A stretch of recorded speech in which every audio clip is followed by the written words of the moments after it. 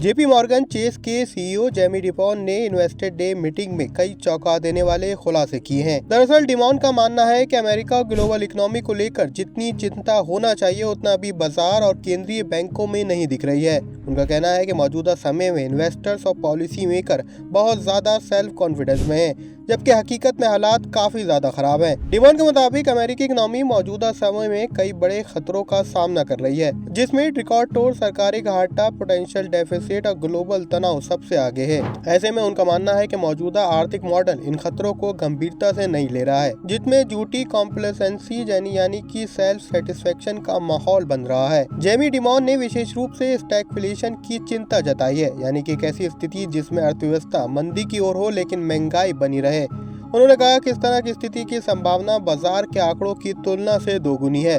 इसके अलावा उन्होंने ये भी बताया कि शेयर मार्केट में दिख रही स्थिरता निवेशकों को भरम को तोड़ सकती है, क्योंकि शेयरों की कीमतें भले ही अप्रैल 2025 के बाद से फिर से बढ़ी हों, लेकिन कंपनी की कमाई अनुमानों के मुताबिक लगातार गिरावट दर्ज की जा रही है। डिमॉन ने चेतावनी दी है कि S&P 500 कंपनीज की कमाई में इस साल के अंत तक 0% तक की गिरावट आ सकती है, जो कि शुरुआत में 12% की ग्रोथ पर थी। देखिए, अगर ऐसा हुआ तो शेयर बाजार की वैल्यूएशन पर असर पड़ेगा और PE यानी प्राइस टू अर्निंग रेशियो में काफी गिरावट आएगी। इसके अलावा बैंकिंग इन्वेस्टमेंट बाजार को लेकर भी उन्होंने चिंता जताई है। जेपी मॉर्गन के अनुसार Q2 में इन्वेस्टमेंट बैंकिंग रेवेन्यू में 15% तक की गिरावट देखने को मिल सकती है, जबकि ट्रेडिंग से इसमें थोड़ी कमाई की उम्मीद है। इसके पीछे अगर कारणों की बात करें तो कई कॉर्पोरेट क्लाइंट अब भी वेट एंड सी के मोड में हैं और बड़े निवेश अधिग्रहण से फिलहाल बच रहे हैं। इसके अलावा जेमी डिमॉन ने यह भी कहा कि अमेरिकी अर्थव्यवस्था के सामने गंभीर चुनौतियां हैं, जिसे नजरअंदाज नहीं किया जा सकता। बाजार में जो शांति और आत्मविश्वास है, वो आने वाले तूफान का संकेत भी हो सकता है। ऐसे में निवेशकों को और नीति निर्माताओं को ज्यादा सतर्क रहने की जरूरत है। जेपी मॉर्गन के सीईओ के बयान पर आपका क्या कहना है, हमें कमेंट सेक्शन में जरूर बताएं। फाइनेंस और शेयर मार्केट की दूसरी सभी खबरों के लिए पैसा लाइव को लाइक और सब्सक्राइब जरूर करें।